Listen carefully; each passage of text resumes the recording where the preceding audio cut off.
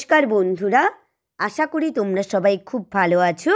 আমার স্নিগ্ধা মহাপাত্র চ্যানেলে তোমাদের সবাইকে স্বাগত জানিয়ে আজকে কবিগুরু রবীন্দ্রনাথ ঠাকুরের লেখা বিদূষক কবিতাটি আবৃত্তি করে শোনাচ্ছি।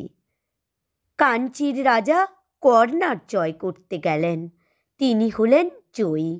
চন্দনে, হাতির দাঁতে আর সোনামানিকে হাতি বোঝাই হলো। দেশে ফেরবার পথে বলেশ্বরীর মন্দির বলির রক্তে ভাসিয়ে দিয়ে রাজা পুজো দিলেন। পুজো দিয়ে চলে আসছেন, গায়ে রক্ত বস্ত্র, গলায় জবার মালা, কপালে রক্ত চন্দনের তিলক, সঙ্গে কেবল মন্ত্রী আর বিদূষক। এক জায়গায় দেখলেন পথের ধারে আম বাগানে ছেলেরা খেলা করছে। রাজা তার দুই সঙ্গীকে বললে, দেখে আসিস ওরা কি খেলছে। ছেলেরা দুই সারি পুতুল সাজিয়ে যুদ্ধ যুদ্ধ খেলছে। রাজা জিজ্ঞেস করলেন, কার সঙ্গে কার যুদ্ধ? তারা বললে, কর্ণাটের সঙ্গে কাঞ্চির। রাজা জিজ্ঞেস করলেন, কার জিত কার হার?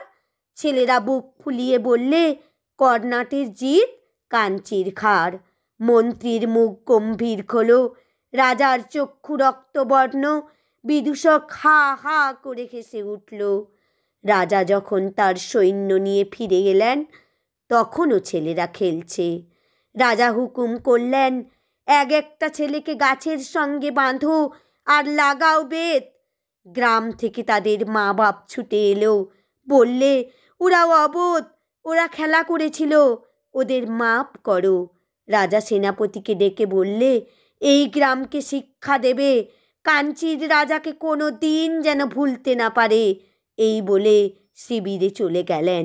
সন্ধেবেলায় সেনাপতি রাজার সম্মুখে এসে দাঁড়ালো, প্রণাম করে বললেন, মহারাজ, শৃগাল কুকুর ছাড়া এ গ্রামে কারোর মুখে শব্দ শুনতে পাবেন না।